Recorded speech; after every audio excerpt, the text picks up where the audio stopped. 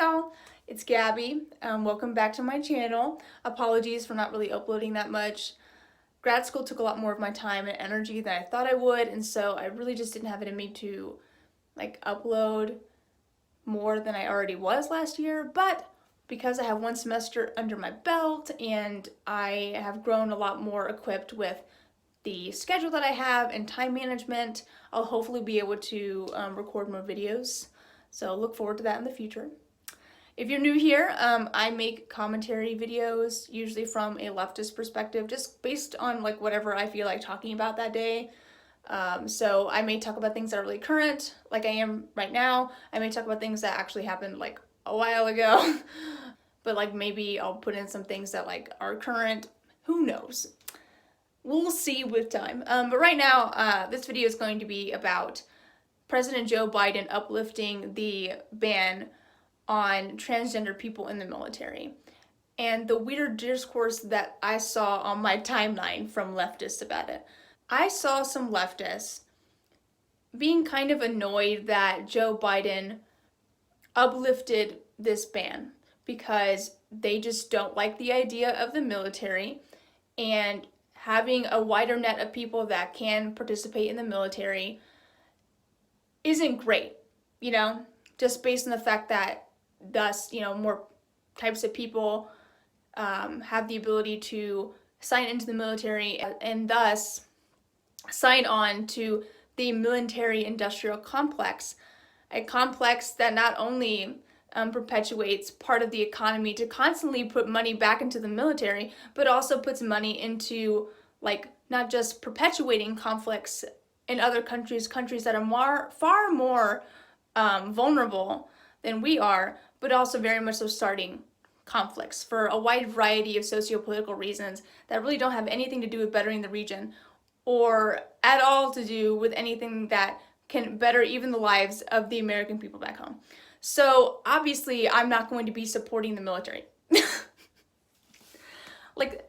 That's just not something that I as a leftist can support, knowing what I know about it and knowing how predatory the military can be in recruiting people that are poor and that are marginalized because they just don't have so many opportunities in the world, and so thus they're going to give them these opportunities that are going to make the military seem attractive, and then they're just going to drop them in the grease.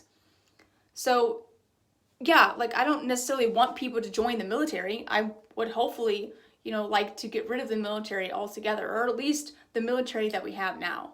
But I don't think any of us, regardless of what our personal feelings are on the military, should be okay with discrimination.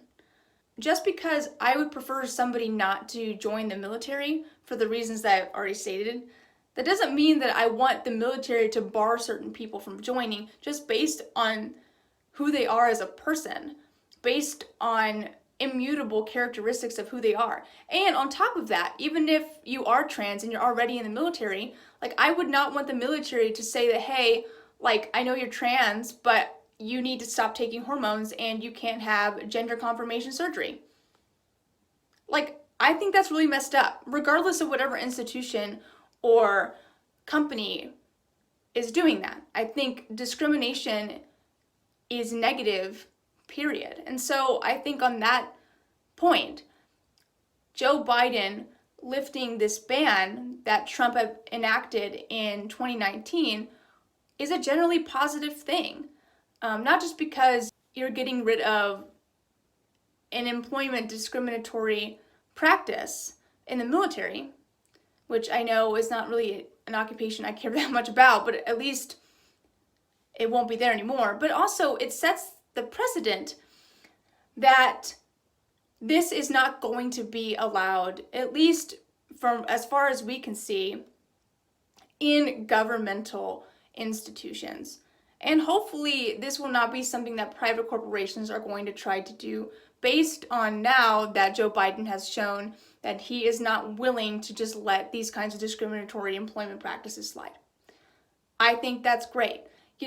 I don't think that, regardless of what I think about the military, I don't really think the government should make a decision about how trans people should live their lives. And I think that sets a really ugly precedent of, even though, it's in this one government institution, who's to say that if this ban were still to be in effect, that other governmental institutions and even private corporations may look to this as a way to pass their own trans discriminatory employment practices. And so for me, I think this is a really great way to at least try to prevent trans people from somehow not being able to live a life that they choose. I don't think any of us, regardless of what we may feel about certain government institutions, should be okay with discrimination. And I really don't think that, uplifting this ban is going to do anything harmful to trans people. I think, at least from hearing other trans people talk about this, and this is from, my perspective, obviously, like as a cis person, I have to go and see what trans people are saying about this. Like, they generally view this ban as a negative thing, and thus uplifting it would be a positive thing. Because obviously, like, who would participate and support discriminatory legislation against trans people, right? Like, I would think you would want, regardless of the context, to have that type of legislation removed from the books. And I do think it is important that even if it's not an institution that you support, like, we should always fight for the marginalized people to be able to choose to live the life they want to live. And I don't really think the government should have any kind of hand in that, especially when it involves, if you are to be a part of the military, you can't really be who you are. You don't get to fully transition if medical transition is something that you want to do. You don't get to continue taking your hormones. They are basically making you choose either you serve the country in this capacity or you decide to go on live your life in whatever way that you would like to, in the gender that you would want people to see you as. And I think that's just really gross. I don't really think any kind of company should have that kind of say over a person's life. And I really don't think that any of us should be okay with those kinds of practices. And I know, like, Joe Biden is a shitty lib, and talking to, like, through another point about this, is that this is kind of the bare minimum. Yeah, okay? This is very much so the bare minimum that Joe Biden can do, is basically undoing all of the stupid shit that Trump had done in his administration. Okay, I know, that's like the bitterest minimum of all time.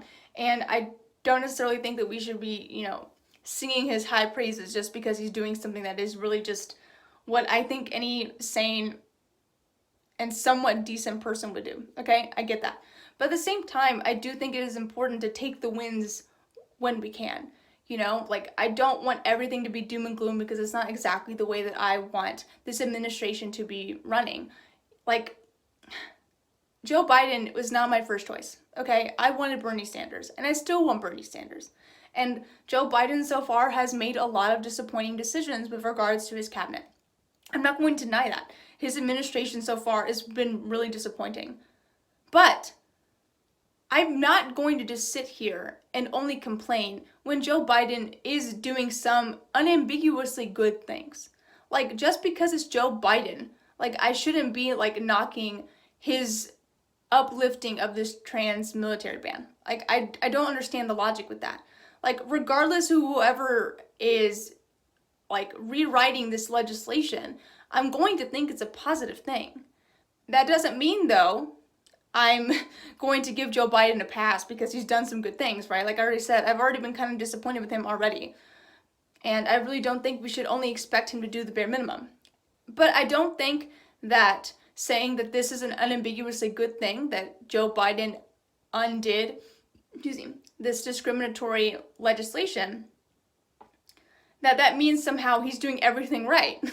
I can be disappointed in Joe Biden and want him to do better, but also I'm glad that he can do some things that are good. That doesn't mean that everything he's done is good, and that doesn't mean that he won't continue to make mistakes, and thus mean that I won't criticize him for making these mistakes. Like, it just means I'm a person that is, rational and can see when things are good and also see when things are bad. And just because I praise something for being good, that doesn't mean I ignore the bad. And just because Joe Biden has done a lot of bad things, like, I can't ignore things that are unambiguously good.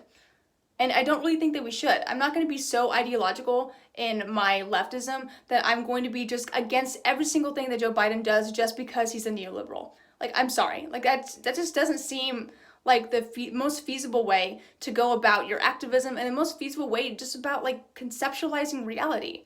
You know? Like, I don't necessarily think that incrementalism in the way that the Biden administration is talking about doing it is at all what we need right now. We need more radical change. But am I going to deny that Joe Biden, and with some of his cabinet picks and some of the way that he's going about his executive orders and his plans in office, like, I can't say that it's all, like, awful and bad. So I don't know. This is just one of those things where it's just, I thought there was a right answer here. Like, yes, this is good. This is unambiguously good. But no, it wasn't. Even then, there people are shitting on Joe Biden doing this just because it's Joe Biden and just because, you know, the military is bad. When it's like, well, so was, like, discrimination against trans people. Can that also be bad? And maybe we shouldn't have that on the books?